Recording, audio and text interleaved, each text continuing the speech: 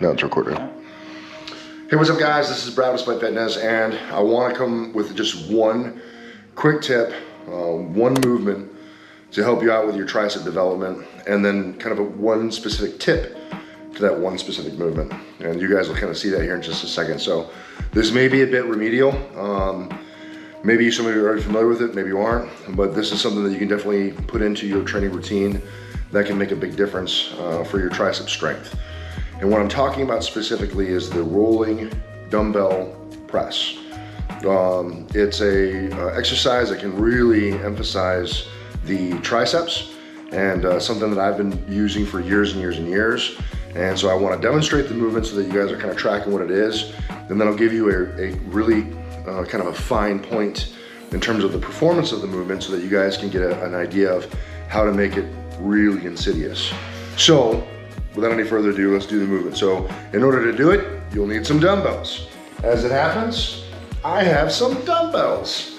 All right, so have a bench or an otherwise flat surface. You know, with the dumbbells on your knees, it's best generally to have the butt of your hand, so the back of your hand against the butt of the dumbbell right on one end. It'll help you kind of grip it, but you know, roll back.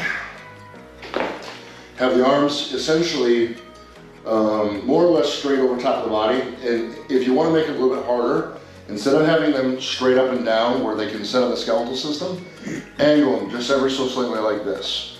And that'll keep the weight on the triceps and make the work a little bit harder.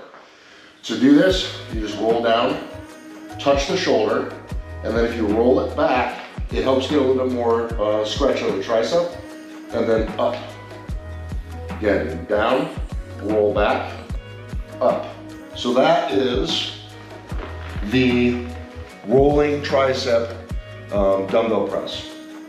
And now I'm going to use a demonstrator, and I'm going to show you a finer point of execution with this movement that can really step up the intensity. So let's do that.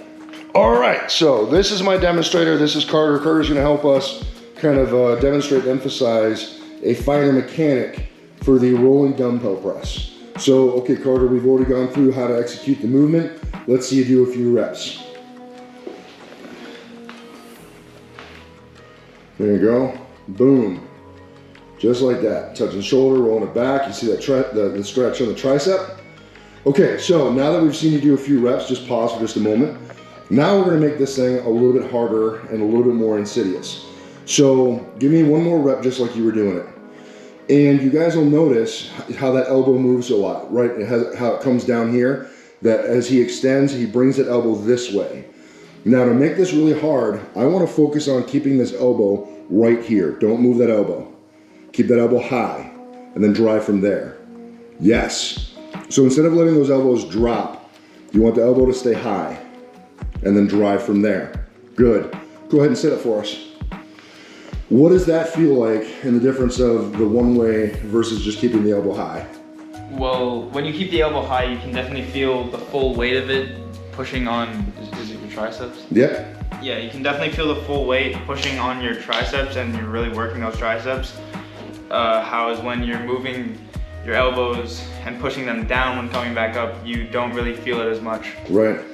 Okay, cool. So harder, keeping that elbow high like we talked about? Right. Okay, cool. All right, cool. So I just wanted to have Carter be a kind of a demonstrator, because obviously you guys have seen me and heard me talk about a lot of things, but that's another voice, right? Just a different voice, being able to describe the experience so that you guys can kind of see there really is a legitimate difference. And try it at home, right? If you allow that elbow to come down, what you're really doing is you're actually tying your chest into it, your chest and your shoulder. So you're getting some support from additional muscles to be able to make that press. Whereas if you keep that elbow super high and don't allow the elbow to drop and just extend from here, that's essentially all tricep, and it gets pretty gnarly. So if you're rocking through weights where you're banging out reps with 35 pounds or 40 pounds or whatever, by allowing that elbow to drop, you are almost certainly going to have to reduce the weight if you keep that elbow high and static. So again, the emphasis, the key component here is keeping the elbow high and not allowing that elbow to drop and turning it into a press. in terms of like a chest press. Really simple. Want to keep this short and concise as one quick tip for how to improve your tricep strength, but then how to make that exercise even harder to get more out of it for the triceps.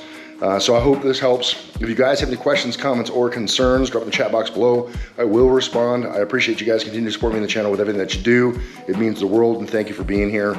If you've seen a video or two and haven't subbed up yet, I'd love to have you join the family, stick around for a little while. I can't grow the channel without you and probably a few of your friends as well. So let them know about the channel too.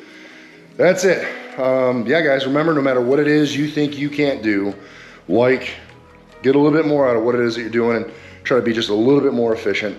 It's never gonna happen if you don't get in train to spite. You're either gonna find an excuse, you're gonna find a way, and I hope that you guys continue to find the way. Thanks for watching, and I'll see you in the next one. Peace.